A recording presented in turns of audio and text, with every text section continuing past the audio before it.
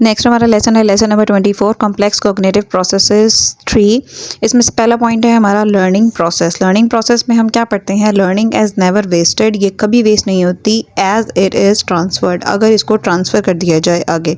For now we know that whenever something previously learn influences our current learning we know that transferred has occurred. तब हमें मालूम है कि जो हम प्रीवियस लर्न करते हैं वो हमारी करंट लर्निंग को इन्फ्लुएंस करता है, जिसकी वजह से हमारी इन्फॉर्मेशन डाटा जो है वो ट्रांसफ़र हो जाता है।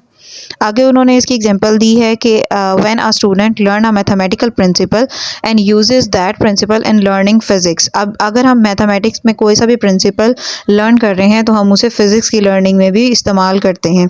तो ये एक ट्रांसफ़र है कि हमने मैथमेटिक्स में वो प्रिंसिपल लर्न कर लिया और हमने आगे फिजिक्स की लर्निंग में भी उसको इस्तेमाल किया, तो ये ट्रांसफ़र है। टॉपिक है hindrance in learning process. Transfer can be hindered by 2 important factors. वो 2 इंपॉर्टेंट फैक्टर्स कौन से हैं? पहला है फंक्शनल फिक्स्डनेस एंड सेकंड है response set. Number 1, functional fixedness में क्या होता है? इसमें बंदे की एक ही तरह की सोच होती है, लिमिटेड थिंकिंग होती है। जो इन्फो वो हासिल कर चुका होता है तो उसे किसी न्यू सिचुएशन में इस्तेमाल नहीं करता।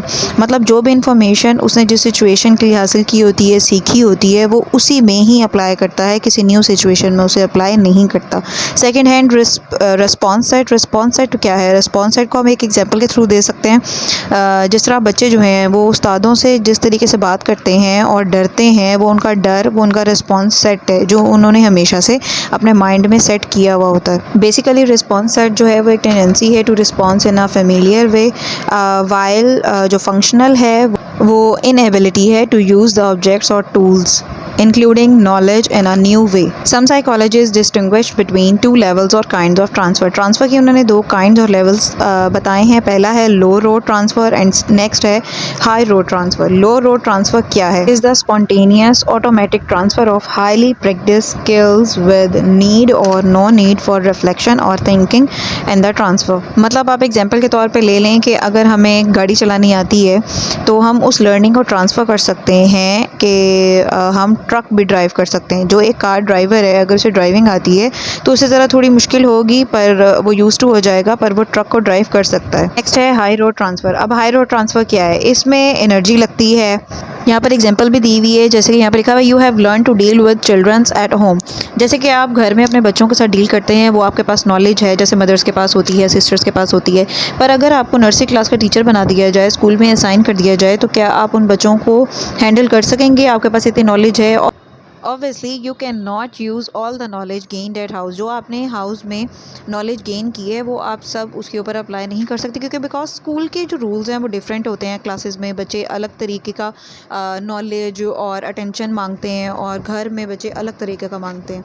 तो ये है कि अब ये वर्किंग दोनों की सेम ही है पर डिफरेंट इरा के हैं। इजी एग्जाम्पल आप ऐसे देख लें कि अगर नर्सरी क्लास की टीचर है वो तो टीचिंग वो भी कर रही है और 9 और 10th स्टैंडर्ड की टीचर्स जो हैं वो भी टीचिंग कर रही हैं, पर नर्सरी क्लास की टीचर 9-10 की टीचर्स को नहीं स्टूडेंट्स को नहीं पढ़ा सकती और 9-10 की नर्सरी को नहीं। नेक्स्ट टॉपिक है over learning. It is another important method of learning and retaining. Over learning is practising a skill beyond over and above the point of mystery in the skill. अगर आप अपनी learning को repetition level से ऊपर लेके जाते हैं तो हम इसको ओवर लर्निंग कहते हैं। ईजी लैंग्वेज हम इसको बार बार प्रैक्टिस करना भी कह सकते हैं। इसके अलावा रिसर्चर्स ने ओवर लर्निंग में के हमें 2 इंपॉर्टेंट वेज भी बताए हैं। पहला है it helps to retrieve information. Retrieve का मतलब है रिवाइज करने में। अगर हम कोई चीज़ भूल जाते हैं, अगर हम उसे रिवाइज करें, उस पर अटेंशन दें, तो हम दोबारा से उसे लर्न कर सकते हैं, इन्फॉर्मेशन को स्टोर कर सकते हैं। And secondly this revival processes become way efficient and quick. मतलब हम चीज़ों को ईजिली रिट्राइव कर सकते हैं, रिट्रीव करके एफिशिएंट और लर्निंग को एफिशिएंट और क्विक बना सकते हैं, ईजी बना सकते हैं। तो ये था हमारा लेसन नंबर 24।